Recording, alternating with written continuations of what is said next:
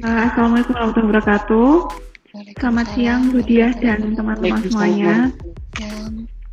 Terima kasih untuk waktunya. Di sini saya akan memperkenalkan anggota kelompok 3 yang ada Natasha Putri 014, Putri Ulfasari 125, Vanessa Delia 130, Sabrina Kusuma 131, Wahyu Aldi 132, M Syahrul 143, Deani Saniken 154, Mulyani Kristiana 159, Harum Sabinawati 160.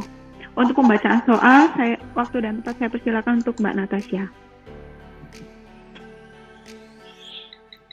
Ya, soal 3, ketahui PT Patriot membeli 80% kepemilikan di PT Sejati pada tanggal 31 Desember 2019 secara tunai sebesar Rp2.700.000.000.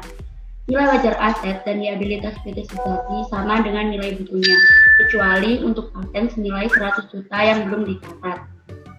Masa manfaat paten adalah 10 tahun.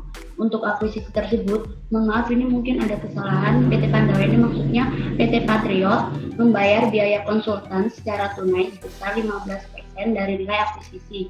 Nah, berikut ini neraca saldo PT Sejati per 31 Desember 2019.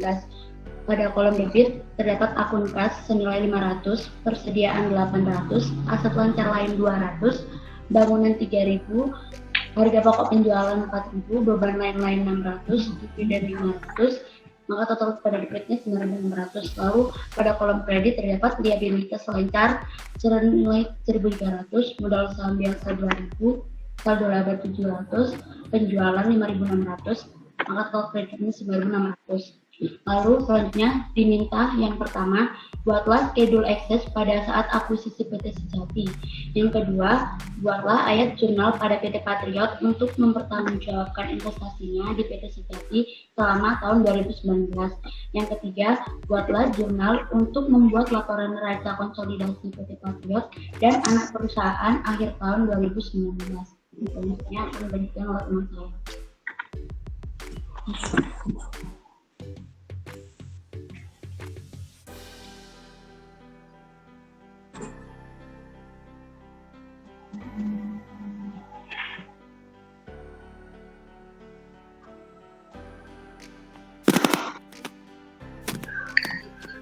Mohon maaf selanjutnya karena teman saya ada gangguan, langsung saja saya backup untuk selanjutnya. Tadi kan dijelasin untuk membuat schedule access pada saat akuisisi PT Sejati. Jadi karena tadi pada soal bahwasanya PT Sejati itu membeli 80% kepemilikan dari PT Patriot membeli 80% kepemilikan dari PT Sejati sebesar 2,7 M. Nah, karena tadi yang PT Patriot hanya membeli 80%, jadi kita harus mencari implikasi nilai wajar sebesar 100%-nya atas PT Sejati tersebut. Jadi 2,7 miliar dibagi 80% dan hasilnya 3,375 miliar. Lalu selanjutnya adalah pengurangnya, yakni nilai buku atas aset bersih PT Sejati. Kan tadi di neraca saldo sudah dijabarkan bahwasanya terdapat akun-akun dari aset milik PT Sejati, yakni antara lain kas sebesar 500 juta, persediaan 800 juta, aset lancar 200 juta, selanjutnya bangunan 300 miliar, lalu liabilitas lancar 1,3 miliar. Khusus untuk liabilitas lancar itu mengurangi aset yang berada di posisi debit. Jadi total pengurangnya ada 3,2 miliar. Jadi antara nilai implikasi PT Sejati yang 100% tadi 3,375 miliar dikurangi 3,2 miliar, terdapat total kelebihan nilai wajar atas nilai buku PT Sejati sebesar 175 juta.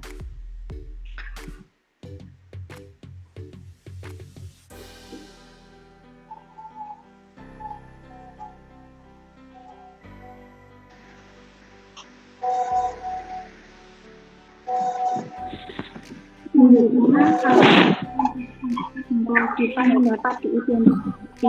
Jadi kan ini diindikasi di atas nilai buku. Jadi kita masukkan nilai patentnya di dalam nilai buku.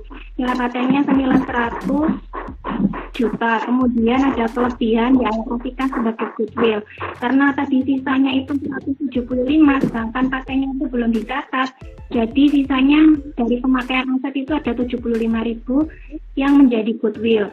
Jadi total kelebihan nilai wajar atas nilai buku tetap 175 juta. Ya, selanjutnya yaitu ayat jurnal pada PT Patriot untuk mempertanggungjawabkan investasinya di PT Sejati selama tahun 2019.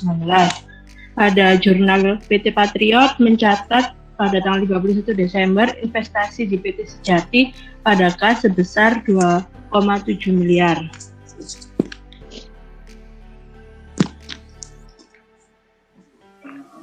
Untuk jurnal keduanya yaitu pada 31 Desember beban investasi pada kas sebesar 405 juta yang berasal dari 2,7 miliar dikalikan 15% untuk mencatat biaya konsultan untuk akuisisi PT Sejati sebesar 15%.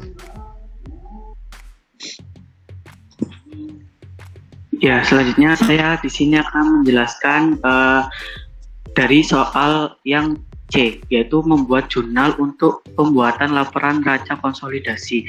Kan tadi yang waktu pertanyaan nomor B itu lebih fokus ke laporan dari PT Patriot atau perusahaan induknya atau perusahaan pertamanya. Nah, ini yang untuk pertanyaan yang C itu fokus pada perusahaan gabungannya atau konsolidasinya. Jadi itu perusahaan ketiga atas entitas akuntansinya.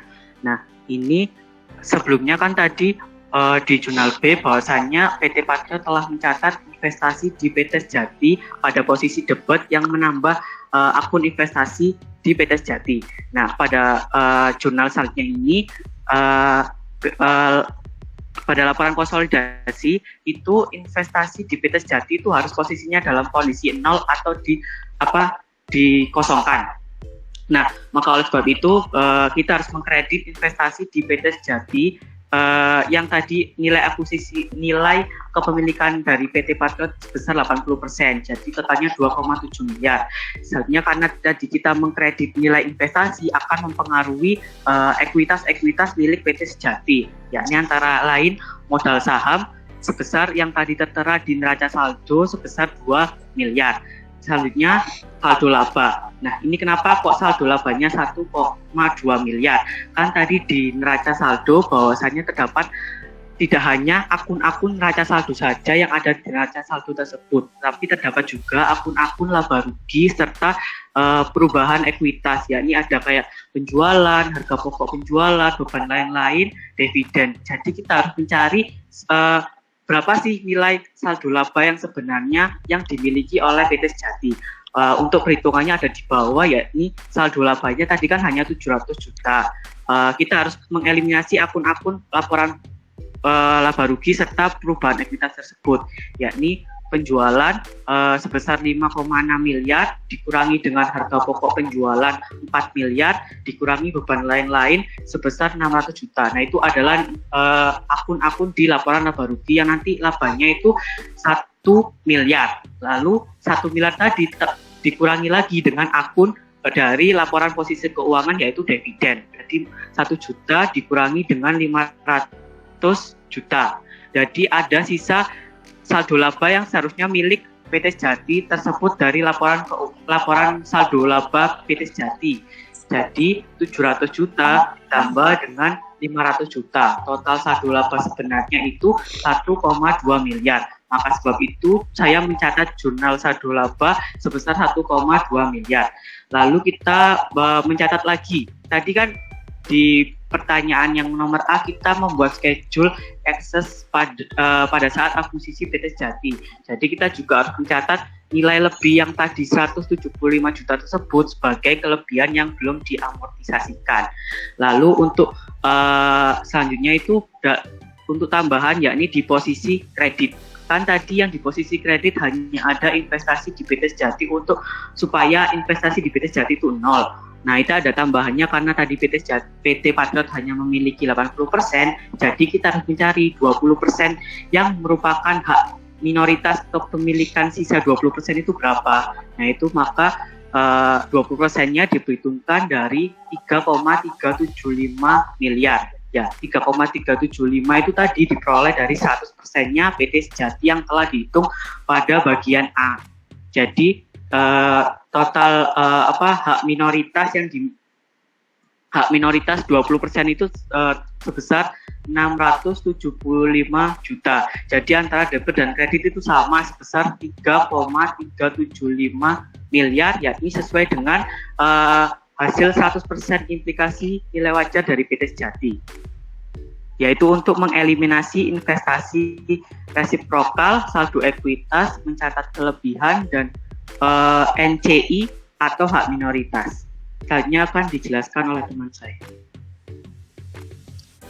Baik, jurnal selanjutnya yaitu untuk konsolidasi pada tanggal 31 Desember mendebit akun paten sebesar 100 juta rupiah dan goodwill sebesar 75 juta rupiah.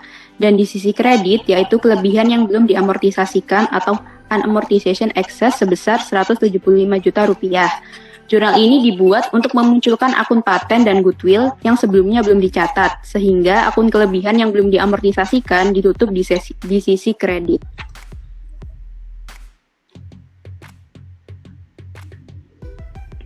Mungkin teman-teman ada yang mau bertanya?